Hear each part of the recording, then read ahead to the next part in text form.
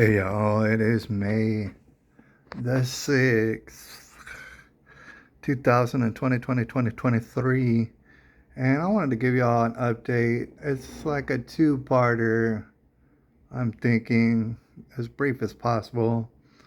First part was going to be about the surgery, and the surgery is going to be on the 8th, and that's Monday. All right, I'm told more or less early afternoon, so all y'all's prayers.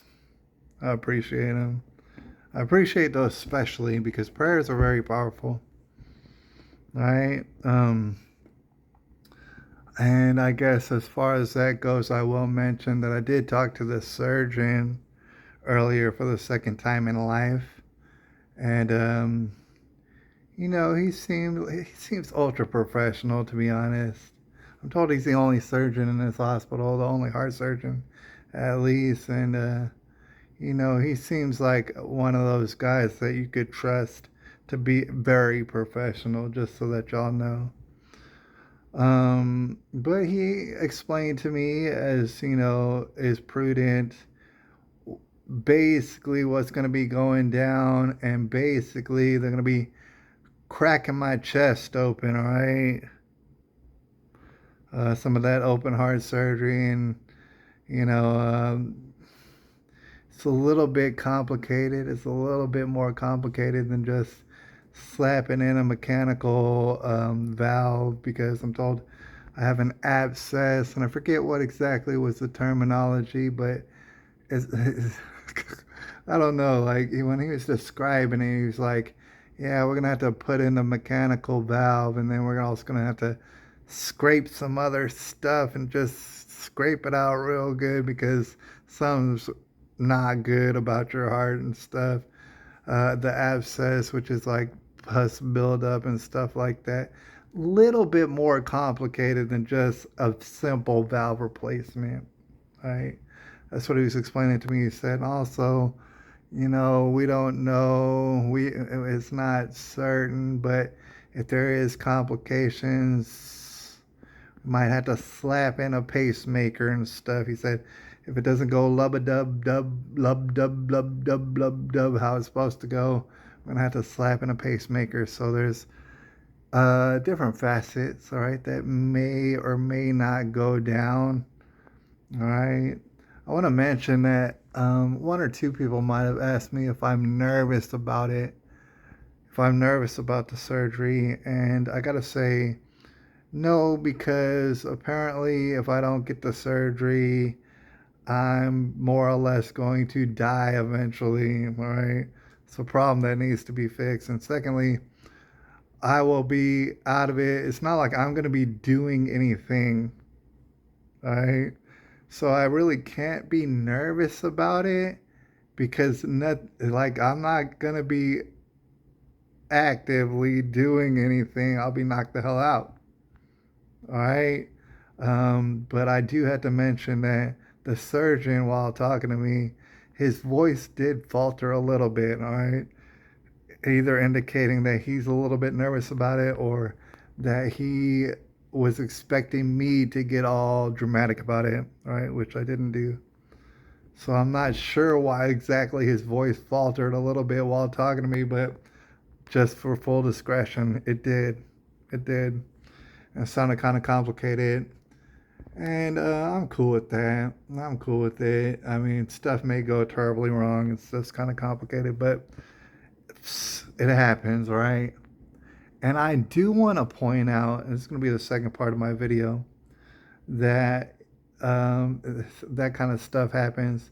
And if stuff were to go terribly wrong, I certainly wouldn't know about it, and then I would drift off into the abyss. All right.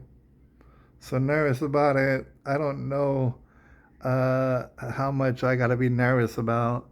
Like perhaps he'd be nervous about the fact that he told me that when I wake up, if I'm to wake up, I'm gonna have like tubes and stuff coming out of me, coming out of my chest, and that sounds pretty bad.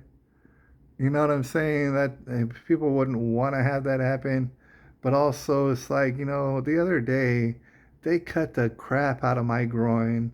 I'm talking 4+ inches.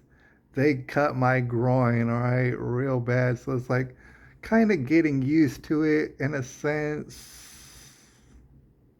I mean, I don't know if you ever really get used to it, but it's like, damn, dude, what am I gonna do about it? Hopefully they dope me up like crazy, and imagine that they will. I so if you don't hear if you don't hear from me after Monday, you might know why. Give me at least maybe a couple of days to like shake off the dope and stuff before I will upload a video just to let y'all know I made it through. All right, but the reason also why I say that I'm not too nervous is because I want to mention, this is the second part of my video, is that I'm actually right by a children's hospital, right? And might I also bring up that children go through similar things and actually way worse situations, right? So who am I? I'm a 36-year-old man to think about the fact is that children suffer on levels that are even greater than this. All right. For example, and I brought it up the other day, I brought up the immigration thing. It's meant to destroy the country. It's not meant to uplift immigrants, illegal immigrants at that. It's not meant to do that. It's meant to bring everybody down to their level. They think they're going to like come up in America and they got this American dream in mind, a lot of them. No, it's meant to bring us down to their level. Little do they know. And they're paying, so, I mean, depending on where they come from in the world, they're paying tens and tens and tens of thousands of dollars or equivalent to organized criminals who sometimes are cannibals and are, like always in cartel wars with each other, right? It's some sinister, sinister stuff, right? And I mentioned that El Paso, um, you can check it out if you want, if you know where to find it. In El Paso, for example, is probably not the only place. Thousands of homeless, illegal immigrants are just hanging out on the sidewalk. How long are they going to be homeless? I don't know. Are they going to resort to crime? It kind of makes sense because a lot of them are military aged men, right? And I pointed that out. That's kind of a serious problem. But at the same time, and I didn't mention, which is even worse, while these military aged men are coming in, desperate for money, obviously, and willing to do probably anything for it, at the very same time, the same amount, or probably even more, children are being smuggled. Oh, that doesn't matter to the White House. Nothing matters to them. But that's even a more serious situation. Children are being smuggled for any sort of nefarious reason into the country, and nothing could matter less to the White House or anybody run around in the government, right? And those children are suffering a fate well worse than mine every single day. And I'm talking about the thousands, I'm talking about the tens of thousands. And we just don't talk about it very much. Oh, it's happening. Oh, it's happening. All right, and before I cut the video off, I do want to mention that yesterday, for example, I was walking around this floor, and you can walk to the children's hospital area. And I was around in that area, and I was hanging around, looking out the window. They have some nice windows in that area, so I was hanging around a little while.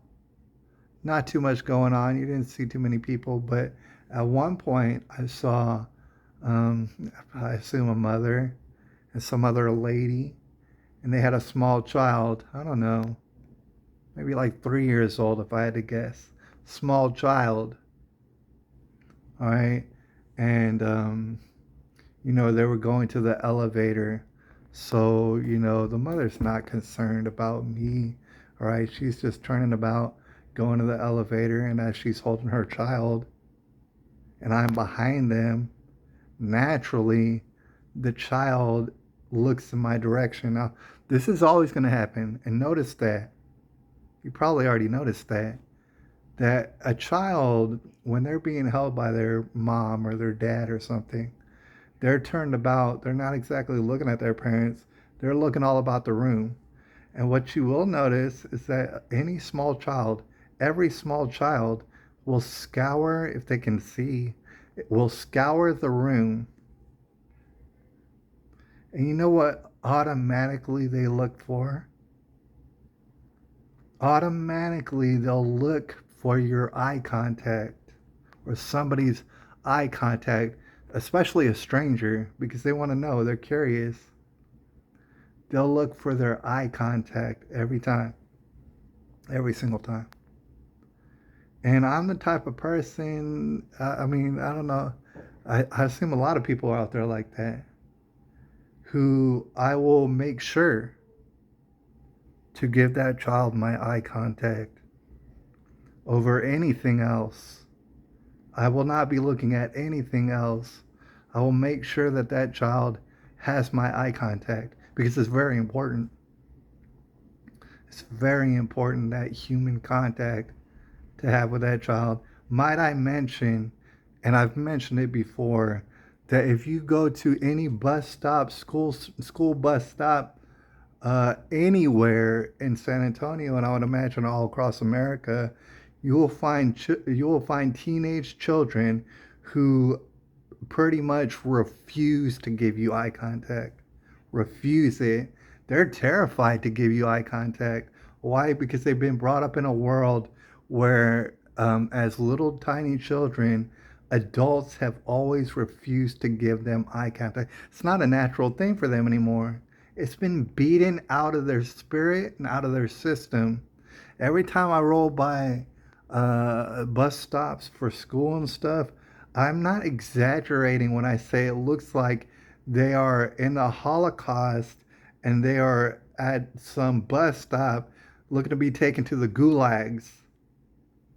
I'm not exaggerating. That's what they look like. They look like the most depressed people I ever seen in my life every single time. And yeah, they'll refuse to give you eye contact.